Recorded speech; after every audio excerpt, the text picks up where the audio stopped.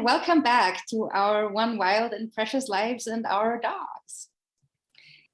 Today, we want to talk about a topic that originally Peter and I wanted to use in our introductory episode, but then we realized that the topic was just way too big and it just needed its very own episode.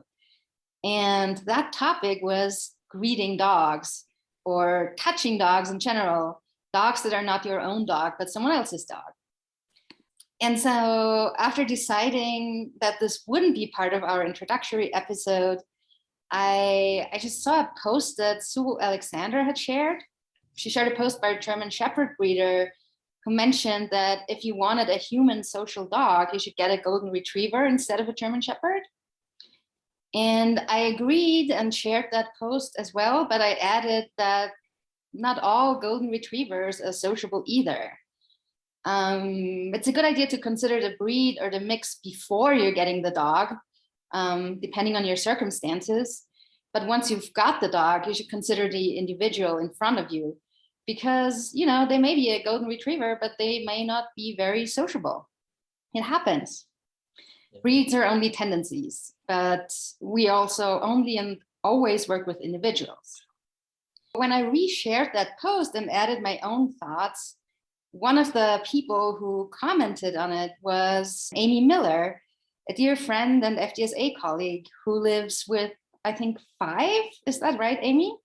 That's 5 right. dogs? We have 5 dogs now. Yeah, in Ohio. Amy agreed with my post, and then she mentioned that her Beagle Spaniel mix Marley doesn't like to be petted by strangers without an introduction either. And that made me think that Amy would make a great guest for this conversation on greeting dogs. She could help us dispel the myth that all dogs want to be touched by all people at all times. Before we get started, I just want to give Amy a chance to briefly introduce herself and her human and canine family, or whatever else she wants our listener to know about. Amy, tell us a little bit about you, your dogs, your family, your life. Hi, everybody. I am relatively new to the dog world. I started in horses. We had a boarding and training barn in South Carolina for many years. And once I retired from that avenue, I needed something to do. I did not mean to get a dog that had lots of big feelings and needed special attention, but that's what I got. Marley came home and at about 11 weeks, he was lunging and barking at other dogs and was having a really hard time calming down from those moments. I, of course, signed up for a basic obedience class because I thought that's exactly what he needed, obedience. Not understanding at that point that it was a much bigger picture. Yeah. We did not do great in our obedience and ended up getting some help and landing in a good spot, but we can talk about that later. But the other dogs that we have are rescue dogs, and we've just gotten our first purchased for sports dog this last year. Mm-hmm.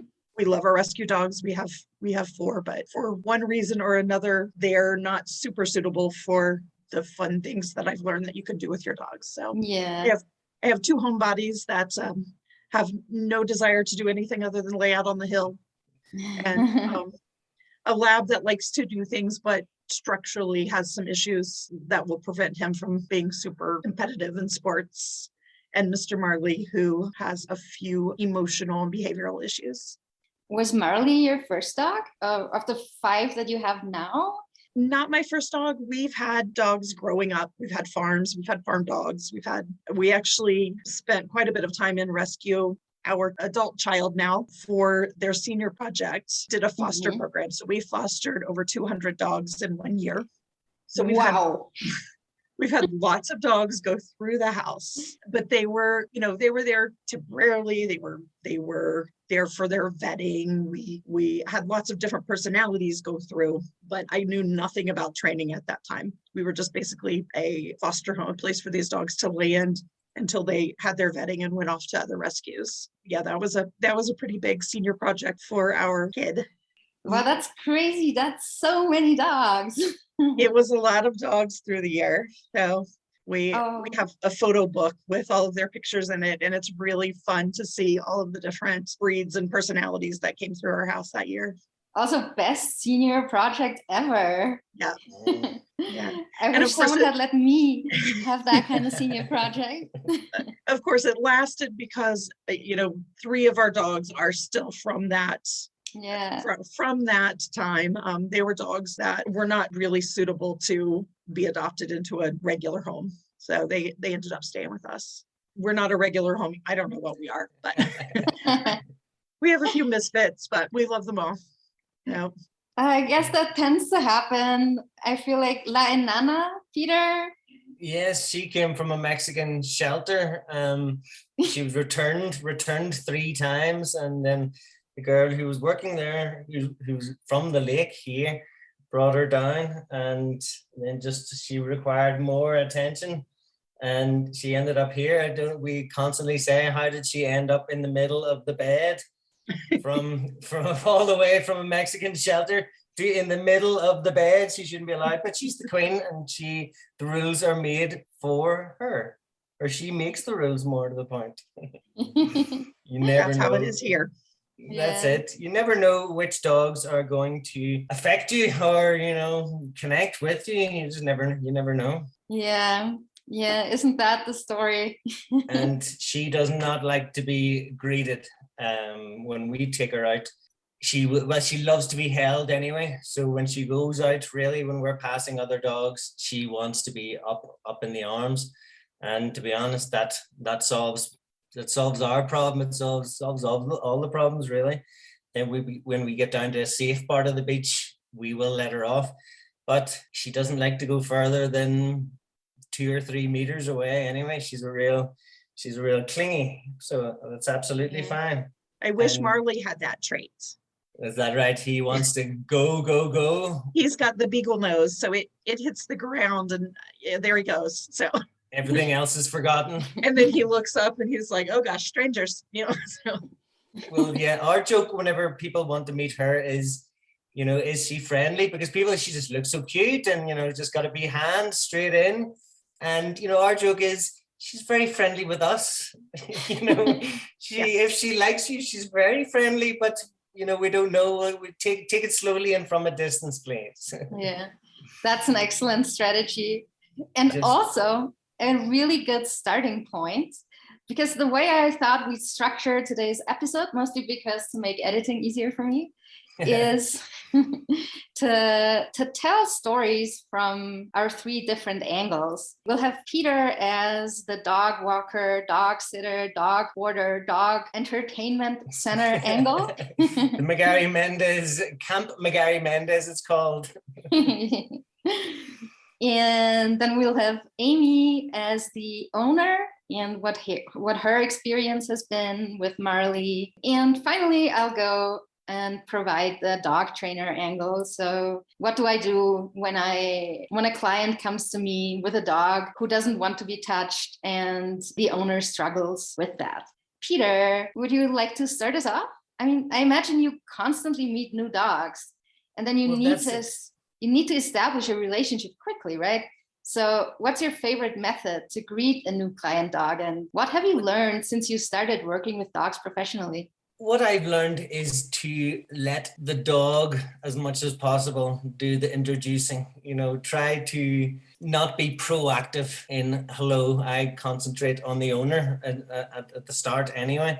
Mm-hmm. And I think it's a little bit like cats. If you ignore them a wee bit, they tend to show a wee bit of interest. But I don't go over the top in meeting them. That'd be one thing. From my real point of view, meeting dogs, it's meeting other dogs and other people with my dogs that aren't really my dogs, the dogs that I'm walking, because we're just constantly meeting street dogs, constantly meeting other dogs on leash. And at the lake itself, it's constantly meeting people, and just to keep them as close to me as possible at all times. My dog's close to me, and I haven't had any problems with my dogs down at the lake, but I think just keeping them close to me, that's the most important thing, and letting people know. I let people know very, very early on in the conversation, these aren't my dogs. I'm walking these dogs for other people. And I think people like that because they know that maybe you don't know the dog as well, and people are a little bit more respectful or sort of cautious that this is a new dog. But keep moving as well. That's my big thing. If we meet, it wouldn't be so much people we don't want, but other dogs we don't want. We want to keep moving and keep under control. Because if my dogs are under control, then the other dogs are less likely to get amped up. And with people around, amped up is what we don't want. We want tranquilo days. So keeping it as calm as possible, that's my thing, and keeping everybody close to me. And I don't know, talking to dogs like they're people. That's what I tend to do, greet them from a distance. And on my routes, you tend to get to know the dogs, and the dogs tend to get to know you as well. So you know who to avoid. I do bring my little homemade pepper spray out with me, but I haven't had to use it in a couple of weeks. Really, my 2 areas where I had to use it, I used it 2 days, and the dogs aren't there anymore, or they haven't come back to me. So that's a win-win. The pepper spray is packed away. It doesn't have to be in my hand walking around the corner. But that's great for me. I've actually seen the dogs in question, but from a distance. And they've had a certain type of introduction, and they didn't enjoy it. And from now on, I hope I don't have to use it. So you didn't. So they didn't leave Panajachel after meeting your pepper spray. They didn't know. I haven't gone past the pit bull. I did have to give a wee squirt to since I've been talking to you, and he didn't enjoy it either. And the same thing happened when the next time we came past. He stayed on his side of the road. There's no problem if you're on your side of the road. I don't go looking for problems, you know. Yeah. But if there's gonna be problem areas, you have to deal with them, you know. Yeah. But for me, introductions are about staying under control, and if from a distance it doesn't look like things are going to go good, reverse and get out of there. With people, I haven't had any issues, but it is interesting. Up until recently, I thought the hand into the face, smell my fingers, was the way to introduce yourself to a dog, and I didn't. It was only really in the last year that I realized that is not really what a dog's language, body language is about. Sticking your fingers in their nose is not what I do. And it's good to educate people on that as well. It's not, this dog is friendly, but it's not a good idea to put your hand behind the head of any dog, if you don't know them. How did you learn that this is maybe not the best way of greeting a new dog? It was a Facebook post. It was a YouTube. It was a YouTube video on a post, or it was on Reddit. Maybe it was on one of the doggy pages on Reddit, but it was definitely a social media post that was just dealt with. And I had it just made sense to me when I read it. Why a dog doesn't know what you're doing when you put your fingers up to its nose. You could be flipping it off for all the dog knows, and they could react in the same way. And getting down low as well. I won't get down low when I'm walking my dogs because you're off balance. But if I'm by myself and I'm meeting a new dog, I will get down to their level, which is easy. Which is easy, figuratively and literally. For some of us, it's not so easy for some of us. But I found it interesting. That was the first sort of psychology thing I sort of thought about with dogs, about and then you mentioned about primates being much more with their hands talking, and of course, but it's not a doggy trait to express themselves with their hands. Yeah, and it's such a pervasive cultural myth. I feel like I've encountered that all over the place, all over the world. Yeah, I feel like it really is a human thing. It's not a cultural thing that is confined to a specific country where you learn that. It is what people who love dogs and have had dogs all their lives teach their kids when it comes to introducing themselves to dogs. It's really interesting to me. Yeah. I didn't know any better either. Yeah, you've seen it in movies, you see it on TV, and then and then you see it in the park, and then you see it, and monkey see, monkey do. Yeah, and it's a self-perpetuating myth. Yeah, it's funny. Exactly. Yeah. One other thing I'm curious in your profession, Peter, is, so let's say, because you also have house guests, right? So Yes, let's we do. say a dog who you don't know, or who Elvira, your girlfriend, doesn't know, comes to your house for the first time, and they're gonna be dropped off and they're gonna stay there. How do you manage that introduction, like on the human level, not the dog introduction, but how do you greet that dog, or how does Elvira get to know that dog? Do you have a specific protocol for this, or how do you work with that? Well, we're lucky in our house. Our front door opens onto a little sort of first garden that has a second gate. And then there's a very large couple of different gardens. So if Elvira hasn't met the dog at all, in a town like this, most of the dogs that we have boarded, she has come across just from being out and about and seeing them at the lake and stuff. But if she hasn't met them at all, we would just have our other dogs in the house or in the garden and bring in the dog through that first. So there's a little secure area. And then it's, head over the first gate and just see how they are. We've been very lucky with our first dog. Leo was just very, very good with other dogs, and our current dogs are very good with other dogs, that we have never had any issue other than the dog coming in, them saying hello, and then once we've seen that there's no issues, we open the gate and they run out into the garden. But we're lucky we have that little quarantine area, I suppose you would call it. That would be what we use. And with having sort of different sizes gardens, and our house is an open house, we don't lock the door at night even, so the dogs can come in and out. Not a great thing to advertise, I suppose, on a public podcast, but the dogs can go in. I'm all for it. So it's a very relaxed atmosphere for dogs. We've never had a dog that wasn't happy to come in through those first gates, if you know what I mean. Yeah. And they've all been so far happy to meet your dogs, and also Elvira, for example. Absolutely. So yeah. No shyness towards new people or unfamiliar dogs. No, the dog that we have today, who's going home later today, Shayla, she has definitely changed. This is her third time with us, and she's been with us for 10 days, and she's very much more, it's lovely to see, more relaxed, more assertive, more nice. Equal, definitely on an equal footing, more an equal footing with Cleo now. The first time she was here, she was down in the garden, and she was the little forest princess. We sort of nicknamed her our hippie princess, because she just hung out in the deep grass and in the flowers. And I suppose we should have maybe realized that she was shy, nervous at that stage. But because she had her own space and it was the best thing for her, she was happy those days as well. But you can definitely tell the difference in her now. And then the other two dogs that we have, the Anana and Cleo, they were guests who turned into permanent residents. So but we had a special connection with them, and just with circumstance as well. One of them was a foster dog who had been looking for a forever home. So when you have a dog on 2 spells of 2 weeks, you can make a connection very, very quick.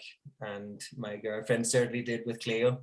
But we've been lucky we haven't had any issues. Inanna has given permission for all of the guests.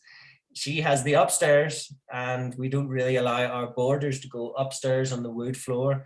So she can look down from the second level and give her permission for the guests or not. And nice. So far she's been happy with everybody. That is very generous of her. Long may it continue. Yes. Yeah, I love that you're giving her, like, that you're listening to her too, because it's her house as well. So that's it. She's got a say in it. Yeah, that's it. And she's definitely getting better with the cats. I have to report another week that she has got better with the cats. We're moving her closer, and it's less growly. So we're making progress with the cats, but I think it's baby steps is all we can expect. Yeah, and baby steps is the way to go. Exactly. And I think we can understand that the cats are bigger than she is. So I can understand that she's wary of them, but she won't allow them inside the house, which is the problem. Well, let her set the pace and you'll get there. We'll get there. We will get there when we pet, or we will make them leave the house. Yeah. This is the second option. We can have a cat-free house, but we could definitely cut that out.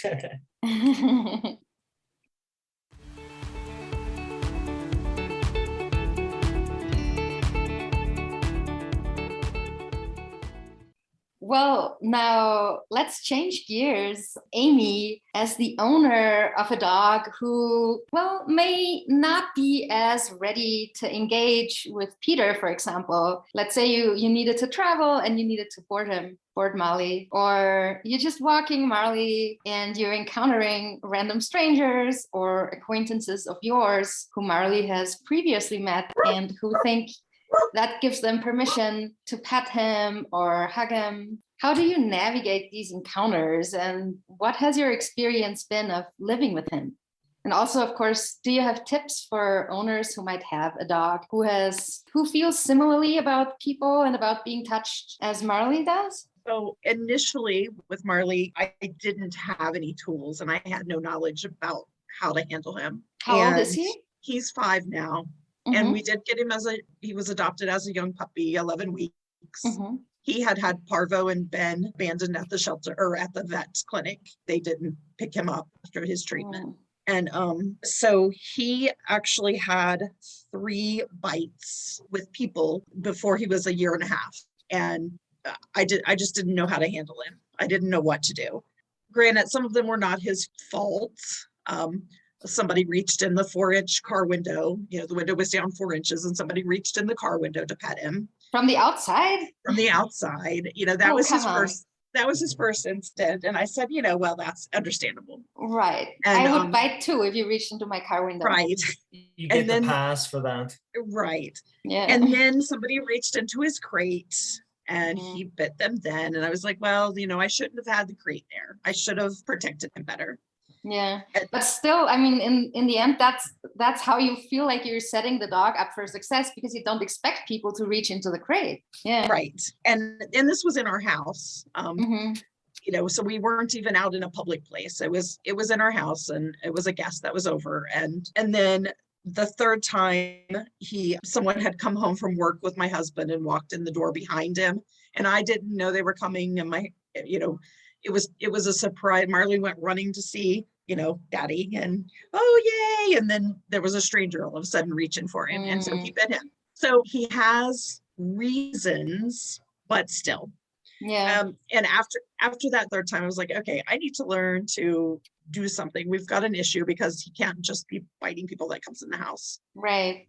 Luckily, fell into the trainer in West Virginia was Dr. Jennifer Summerfield. She was my vet. Nice. And ended up was my trainer, and she is also an FTSA instructor. She's awesome. I fell into a very soft place, the perfect place to help me with Marley. Yeah. And I have a routine now, and for 3.5 years, he has successfully done barn hunt competitions, and he's doing nose work, and he doesn't compete in agility yet, but he has done lots of agility stuff.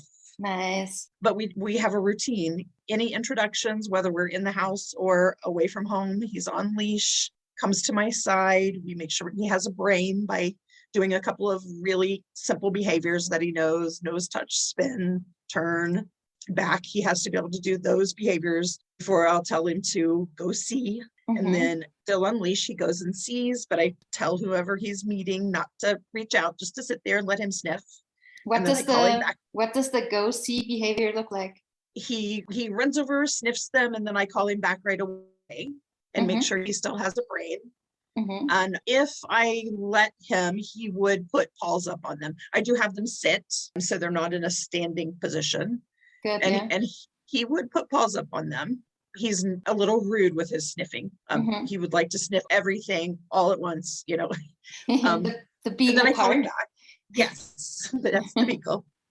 And we do one more behavior. And generally by that point, he has a wiggly body. When the person first comes around, he usually is barky and stiff tail. Mm-hmm.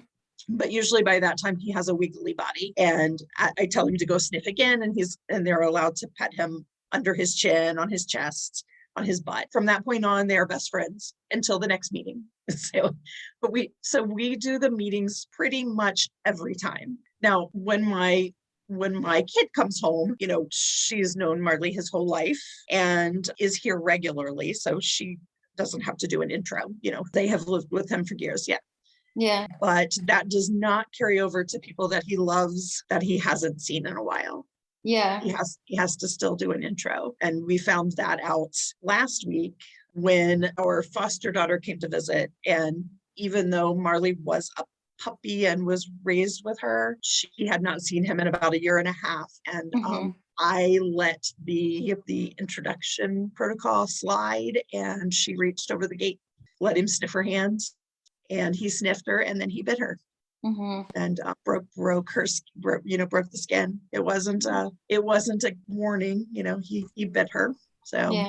So lesson to me that the protocol has to be in place all the time. Yeah, man, that sounds really hard. So Marty, your kid is the only one who can not be home or not be at your house for a while and then come back and not need the protocol, or are you gonna?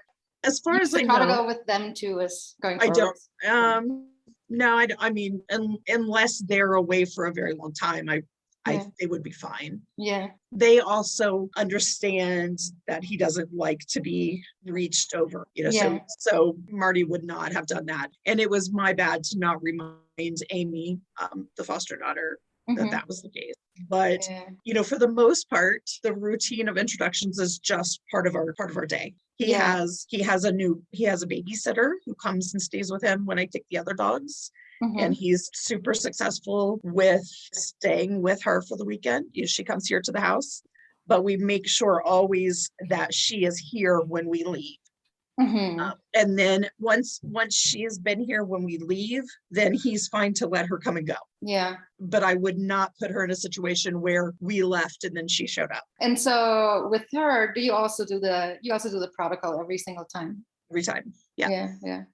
Yeah, I mean, that sounds like you actually have a really good solution that works well for Marley. And you just got the reminder that you need to also stick to it with people Marley knows, but hasn't seen for a while. Yeah. Right. And I do think there was some trigger stacking involved in that incident. We had been away and he had been with the babysitter all weekend. And we were also taking my mom's dog out of the house. So we had just put her in the crate. We had just gotten home, put that dog in the crate, and then Amy showed up. So adrenaline was a little high all around. He was excited to see us, and something we did not know at the time, but she is pregnant. And so there was also that addition of, this is my friend Amy, but she smells different. Yeah. And, I don't know, not an excuse. No, but I mean, it's totally possible that made a difference as well. Yeah. Right. Yeah. And we know, don't reach over Marley's head. He doesn't like it when I do it. And, I forget all the time because, we'll be in a training session and I'll be like, oh, yay. And you can see in the videos, he's just like, oh gosh, cringing away from me. I'm like, oh yeah, I'm sorry. But, 98% of the time, he is the sweetest, wiggliest, happiest boy. And it breaks my heart that sometimes he isn't. Yeah. It's fairly predictable because I know what his trigger is, but I can't always predict other people. That's the hardest part. Yeah. As far as walking, we have always lived on property, like a larger piece of property. We're on 3 acres now, and that's really the smallest piece of property we've lived on. So I don't have to leash walk anybody, which is good and bad. I do think that if I lived somewhere where I had to walk more often, I might work on protocols with strangers more often. Here I don't. I tend not to. And then we just go out in public and and live with what we have. I've gotten better about that. Yeah. So you're just not taking Marley out into the street, for example, is what you're saying. You just enjoy, he just gets to enjoy his 3 acres. Right. Yeah. It's our property line is fenced. So they, the dogs go out the door and they play and do their thing. And we walk around here, but we don't go on leash walks. And so that makes going to the park such a big deal, though. Yeah. It's not an everyday thing where he might get better over time. I don't know if he would or not. I don't know if it would be better or if it. Yeah, you He's can't a know. happy dog. Yeah, and you can't know, and it doesn't really matter either because it's not No. necessary in your circumstances. Yeah. So out of curiosity, if you have to take him to the vet, how do you deal with that? He has a muzzle. We do muzzle training. And for the most part, he's good at the vet. We do the behaviors outside the door before we go in. I also schedule appointments when it's not super busy. Nice. Yeah, that's good. Or we have had an emergency vet visit, but I asked them if I could come in a back door, and that worked. He's really generally fine. Again, I can take him to kind of the competitions, and if he knows that there are lots of dogs there and he's on leash, he's excited, but he's good. Yeah. But it's when he's surprised or when someone in that group pops out and pets him. And I say at the vet, mostly he's good. He's been really good. We have a new vet. I love our vet clinic. Yeah. But for some reason, they felt the need to kiss him on his last visit. And he was so shocked, he didn't have time to react. But the muzzle is the way we will go. Yeah. That's not a great idea. That's when you're glad you got a muzzle on your dog. I mean. Yeah. Yeah. So, overall, he's fine. Now, I worry about doing the agility competitions. He's really pretty good at agility. And my agility coach has asked, why is he not competing? Why are you not doing these things? Like, well, because he knows you and you know him and you see Wiggly Marley. But if I take his leash off and he's stressed in the environment already and he zooms around and someone reaches for him, then I'm in trouble. Yeah. And it's not worth it. I agree. Yeah. And I mean, if you really wanted to, there's like the virtual agility league and stuff like that. Yeah. There always are other ways to compete without these stressors. Yeah. And he's doing nose work because he has his first nose work competition this coming weekend. Oh, nice. But it's on leash and we are camping 2 nights ahead of time at the facility. So he will have time to adjust before he actually has to do anything. And then there's just you and him in the area. So there won't be any surprises. Right. Yeah. I think there will be a judge in there, but they're not likely to reach him. That sounds perfect for him. Like that just sounds like it's such a natural fit because there's no point in putting him through a stressful environment that he doesn't want. Right. But very good. I'd like to hear how that goes. Yeah, we went and practiced. We were there just before this started, and we went to a strange place with some strange people, and he walked in, did his thing, was awesome, and had lots of goodies. I am hopeful that will go well this weekend. Good. And he'll get to use his beagly nose. That's right. His favorite thing. He does sometimes like to sniff like an extra minute before he tells me about things he's supposed to have found because, sniffing is fun. So we're finding a place for him. Yeah. Very good. That sounds really good. Yeah. Yeah. You'll have to tell us how it went after the weekend. One more thing, Amy, I wanted to ask you. So let's assume that our listener also has a dog who doesn't like to be touched by strangers, and maybe they don't have those 3 acres. Do you have 1 or 2 tips for them?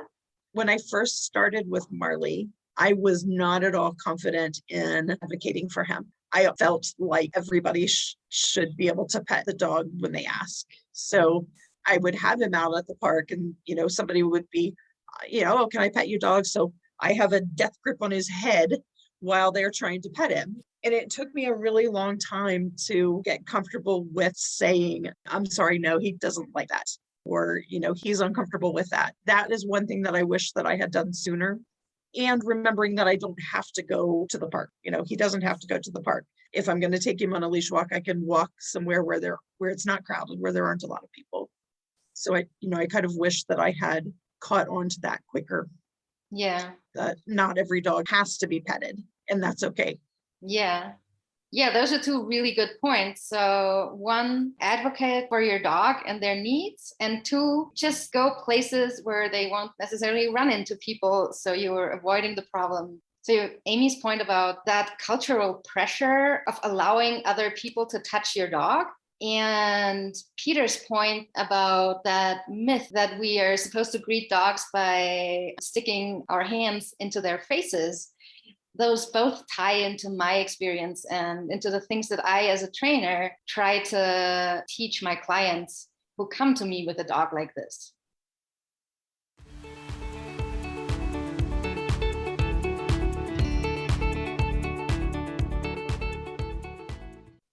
It's usually pet dog clients who come to me with these kinds of problems.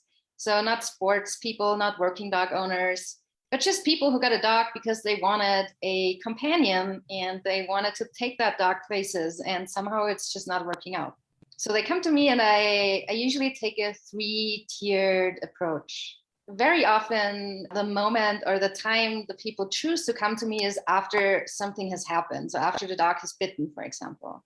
And now they're desperate. They feel that their dog is aggressive to people, doesn't like people, is scared of people, or doesn't like being touched. There's a couple labels in there that usually show up. And the first tier of my approach is to dissect these labels and replace them with better understanding on the owner's parts. My clients are usually embarrassed. They feel like dogs should accept being petted and greeted by anyone. That's basically what Amy originally felt like. So my clients who often feel like if their dog doesn't like to be petted, they themselves have failed somehow. Either they have failed their dog or they have failed their fellow human beings. In any case, feeling like a failure is a pretty bad feeling. So the first thing I want to do is I want to help my human client feel better. So, and that consists of helping people understand that by no means is it normal for a dog to want to be petted or touched by everyone, not by every acquaintance, and definitely not by most strangers, and not even by all friends. So we normalize this. Do you want to go around hugging strangers in the street and kissing distant acquaintances? If every time you walked into a restaurant, everybody in the restaurant had to touch your hair, you maybe wouldn't go to that restaurant. Exactly. And the same is true for your dog. And then I also like diving a bit into the reasons we ourselves as pet dog owners have such a strong reaction when our dogs don't want to let everyone at the restaurant touch their hair. Is it because we feel that they're extensions of ourselves? And if I am a friendly person, so I want my dog to be an extension of myself and be a friendly dog? Actually, that's a really good theory. I hadn't even thought of it that way, but you're probably right. That's probably also part of it, or sometimes part of it. My main theory, and I have no evidence for this whatsoever, it's just a theory, is that our need to allow other people to touch our dog stems from the way we, or at least our generations in Western cultures up until now have been socialized as children. It may be changing for the next generation. I've seen my friends talk critically about this, so there is hope. Anyway, so our generations, probably the ones who came before us as well, we've been taught to accept it when creepy Uncle Sebastian wants to hug us at a family gathering. Yeah. Or when Auntie Celine, who we don't even remember, wants to kiss us on the mouth and get their flowery, disgusting perfume all over us. And we're taught to tolerate it when Grandpa wants to tickle us, even at an age when it starts feeling like an intrusion into our personal space bubble. We are told not to make such a fuss about it. And I think part of the reason for this is that our parents, they themselves are trapped in this vicious circle of shame. They've been taught to tolerate this behavior from relatives when they were kids. And if they ever tried to stop a family member from hugging you when you were a kid, they may have been shamed by that family member. Being shamed is a really ugly experience. And interestingly, our human tendency is not to tell the shamer to shut up and fuck off. Instead, we turn around and shame our kids in return. And since they are the lowest ones on the totem pole, there's nothing they can do but take it, and they stop protesting. As children who have grown up having to tolerate this and normalizing tolerating touch by strangers and distant family members or acquaintances of our parents, we now perpetuate this vicious circle by wrapping our dogs up in it. We feel cultural shame when our dogs don't want to be touched. And we truly believe the solution is to make them tolerate it so that we can escape that shame circle. Interestingly, this does work for many dogs, but not for all of them. So as part of that first tier, I let my client know that their dog's reaction, whether it is to fight, to flee, or to freeze, is normal. There's nothing wrong with it. It's totally understandable. Most adult dogs are socially selective. They have a few friends and those friends get to touch them. That is to say, most dogs don't like to be touched by anyone who's not in their inner circle. The same would be true for me as a human being, and maybe for Peter and Amy, for you too as well. There's a very small minority of dogs who really enjoys being touched by strangers, but that is the minority. Of the many dogs who don't enjoy it, the majority learn to tolerate it or freeze. And that usually looks like tolerating it or like enjoying it, unless you're really well versed in canine body language. So basically, they're learning the same thing that we learned when we were kids. We learned to just take it when we were being hugged or kissed, like soaked into someone's disgusting perfume. And well, maybe that's why I love touching and hugging everybody when we meet. I always love that. Well, I mean, I'm a hugger. Well, it was too. funny with Leo, for example, the dog that brought me into the doggy world. It was so funny that he loved to be touched by strangers, and it was the cutest thing. Like, if we meet someone, I would say "Dice hola, Leo," when he was ready. You could see when people were interested, and you could say "Dice hola," and he would just go in and rubbing his head up and getting it. It was nice. It made me feel nice. I really enjoyed watching it, because you just get the smiles and yeah. and you walk away going, oh, you're such a good boy, Yeah. And I can understand that I would need to be careful not to let him say hello to people who didn't want, because not everybody wants to say hello to dogs either, Yeah. A dog that doesn't want to say hello, half the people in the world are pretty pleased with that type of dog. Yeah. And they don't want to touch it. It's looking at the dog and seeing, reading the dog, does the dog want to be touched, and presume it doesn't want to be first. Yeah, exactly. So your dog is one of the minority there. Like Leo was a minority dog, because most dogs don't like that, but he did. And I agree, it's a wonderful feeling to have that minority dog. We want all dogs to be like that, but be like that. Not all of them are. And I think part of it is we have such strong feelings for our dogs that we want everybody to love them. We want people to see how amazing they are. I think probably we push them a little bit when we shouldn't, to accept those strangers, because we want everybody to know how amazing they are. Yeah. But that definitely, backfires in the case with dogs that don't like that. But until you know that they don't like that, I think that that's part of what happens. None of my 5 dogs like to be petted by strangers. Marley's the only one that tells them that he doesn't, that communicates clearly.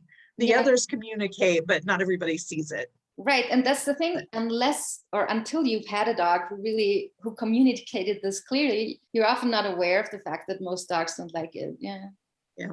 But it is the best experience to have a dog who loves that. Like, just the other day, I was driving and there was a toll booth. I'm not sure what it is like in the US, but here there are these toll booths, and you stop and you pay in cash on certain highways. So I handed her my money, and the toll booth person looked into my car and stared at Game and commented on my co-pilot. And and Game doesn't mind if someone stares at her and she's in the car.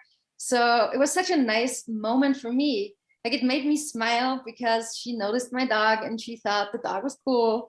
And she smiled because she, I guess, likes seeing dogs in cars. And I drove away just smiling and feeling good. And then I thought back to Grit, my previous Malinois. She didn't even like being looked at by strangers. So yeah, it would have been such an entirely different experience, both for me and for the toll booth lady, because I would have told the toll booth lady to just not look at my dog, please, because my dog would already be drooling and thinking about ways to bite off her head by just being looked at, right? And with Game, it's just such a nice, relaxing experience, and everyone's happy. Yeah. But Amy, you just made a really good point about none of your 5 dogs likes to be touched, but 4 of them tolerate it. So people don't know. So they probably just learned to freeze or to just get it over with. And then there is a small minority of dogs within that large majority of dogs who don't like to be touched by strangers, who don't tolerate it. So those are dogs like Marley. They fight, they flee, or they start shaking. And these are the dogs my clients bring in. The first thing I teach my clients is, or I try to teach them, is the confidence to say no and to stop anyone who wants to touch the dog. Because this will, not only will this avoid accidents, it will also improve your relationship with your dog. And it's not only okay, it's a good thing to be a dog's advocate. I usually mutter under my breath, don't touch my dog. And it just got into a habit, even with Leo, who liked to be touched. Or the clicking or right into the face. I wouldn't say it loud enough to the ear, but I would always don't. And then it graduated to, don't talk to my effing dog.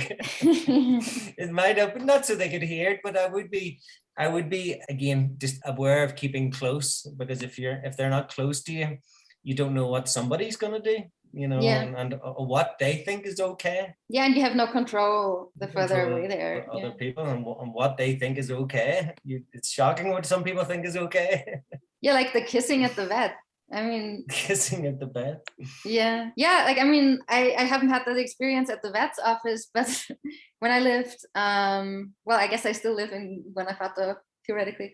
When I lived at the center of Guanajuato, there was this once a week language exchange for Spanish speakers and English speakers, and you take turns, 20 minutes English, 20 minutes Spanish. It was at the rooftop terrace of this bar, and I brought Game once, and this this person who didn't know Game was like, oh my God, a dog! And like came down and kissed her on the head. And I mean, Game is like the most relaxed Malinois I've met in my entire life. Like, she didn't enjoy it, but she's like, whatever, humans, stupid. But again, I'm like thinking, Jesus Christ. before I even had a chance to react, right? She's just like coming and flying in there. If that had been any other dog, and they might have been startled and reacted very differently. Yeah, it's really hard. So if you have a dog who is not relaxed with these kinds of things, that's just not a dog to take to these kinds of places.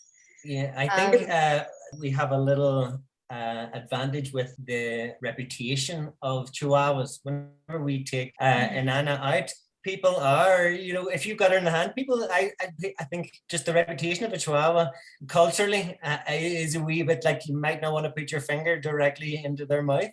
Yeah. Because they've been in cartoons as angry little animals. So I think that sort of helps with that. If you're holding a little dog, I think people, but then I've seen people put their hands into babies' faces, you know what I mean? Yeah, it's really hard. Marley is super cute. He's got little speckled ears. He's got one black eye.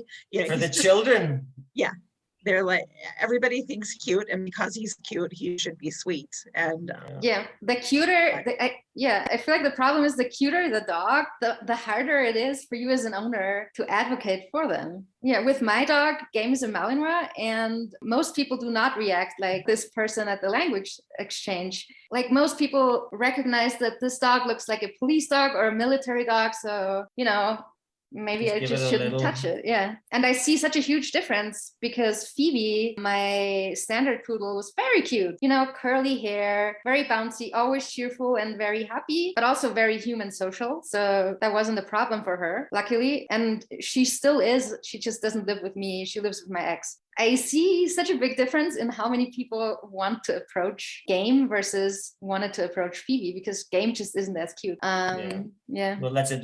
Leo was a pointer, and which is basically what everyone thought of here as a Dalmatian. So it just, all the kids were like, Pongo. I mean, I've seen a child go up, a little child, like, barely walking, and just take each of the two ears and put nose to nose. Oh my God. And I'm like, this is a 60-pound dog, But luckily, Leo would have just lapped it up. The only danger you would have got would have been a big sloppy kiss.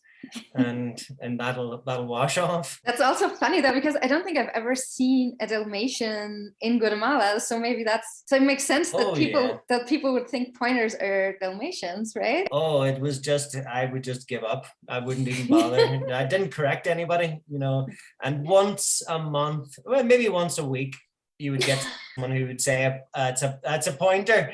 So I would say, oh, you get the daily pointer prize. You know what this is. But I was, you can't say to a child who's going, oh my God.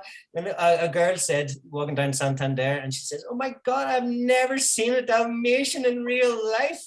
And I was thinking, you still have never seen a Dalmatian in real life.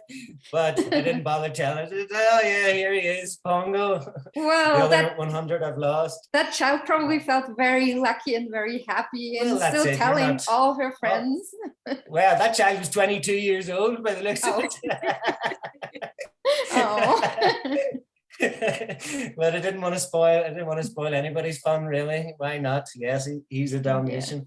Yeah. Why not? The Chihuahua is sort of unmistakable, and whenever she's on her lead, people will know to stay clear, won't they? Yeah. And she's very good at the verbals. It's a little low. It starts as a low growl in the neck, and as soon as the little warning goes, just whatever you're doing, stop doing it. Yeah. And people usually heed her warning? Absolutely. Okay, people will back away, and then you make a joke about it. Yeah. But I mean, she's not aggressive in any way. And any of the little bites that I've had, I wouldn't call them bites. They were just more slaps. Get away from me. Stop doing that. And if I was doing something that I shouldn't have been doing, then that's perfectly fine. Yeah. Listen to her. Listen to your dog. Yeah. She just gave me a little growl just that wee second because she didn't like how I was rubbing it. So, well, hands up. Now you know.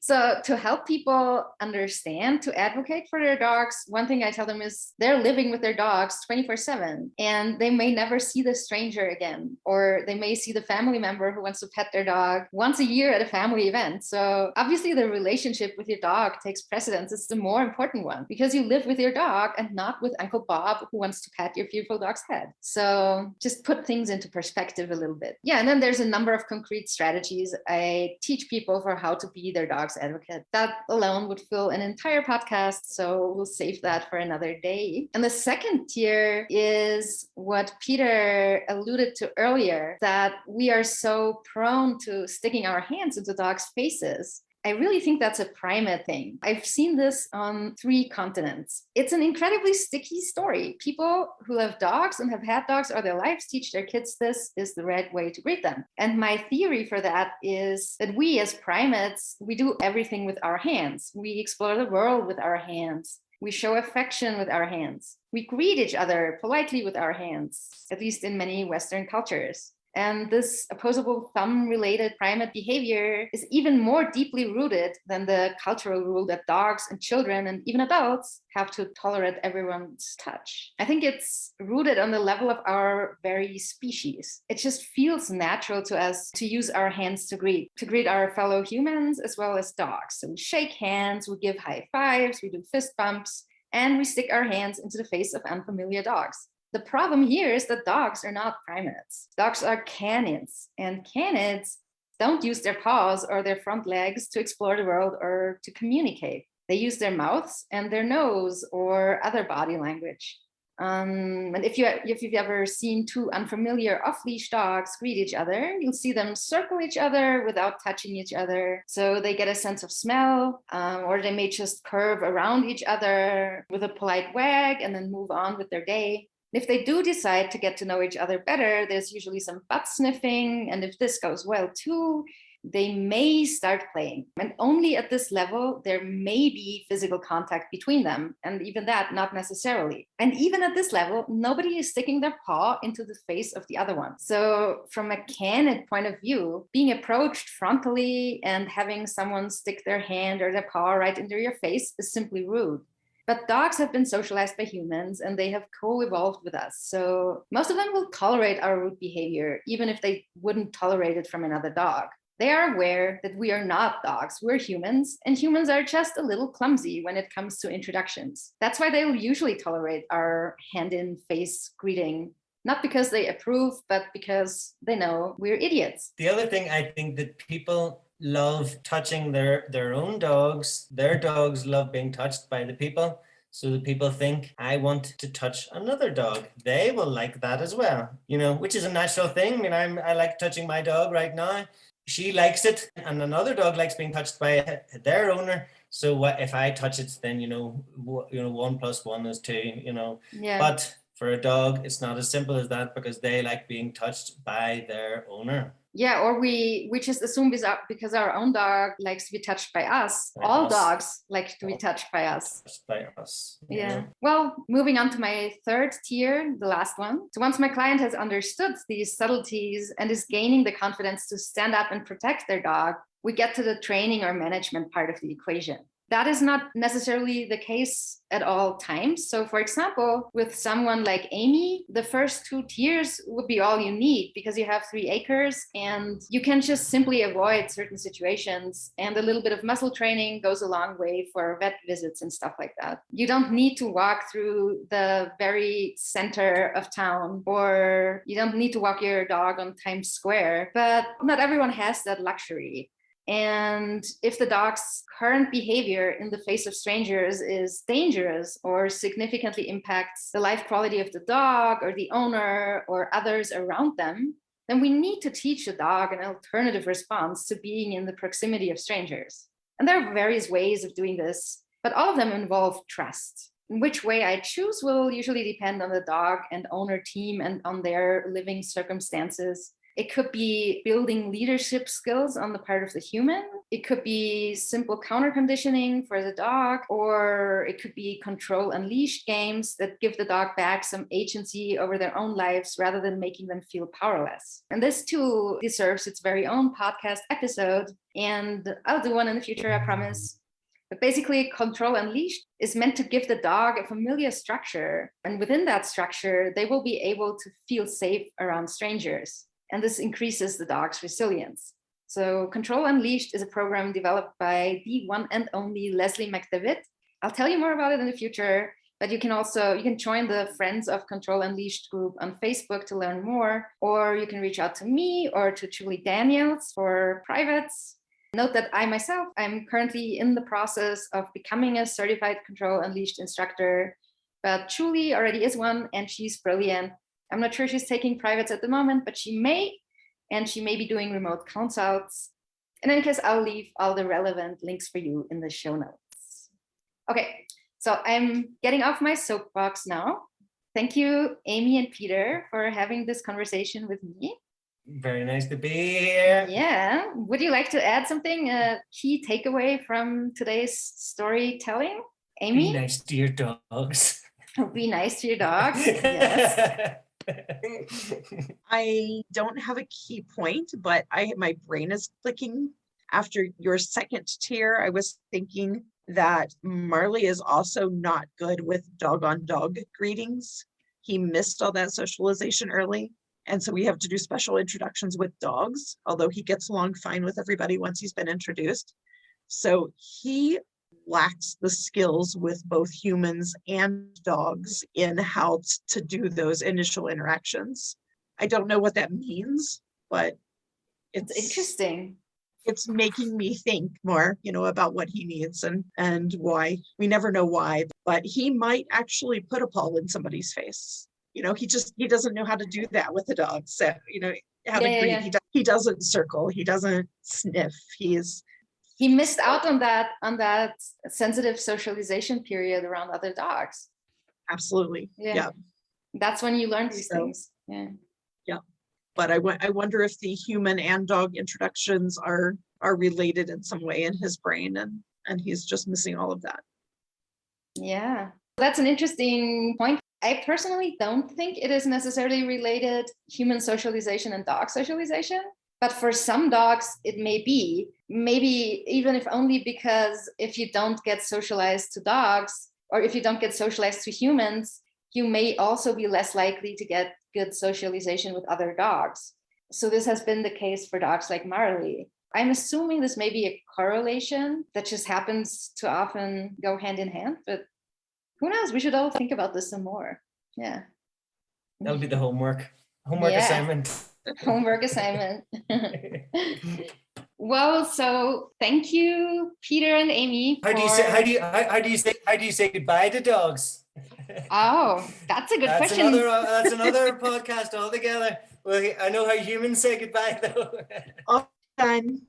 All done. Well, it was very nice to meet you. Nice to meet you too. Thank you for having me. Virtually. Thank you for being our very first guest on this podcast, Amy. This was awesome. And I'm really, really grateful that you said yes, that I could talk you into hopping on with us here. Thank you. Well, thank you to our listener for tuning in. And we'll be back in 2 weeks with a yet to be determined topic. Bye. Adios.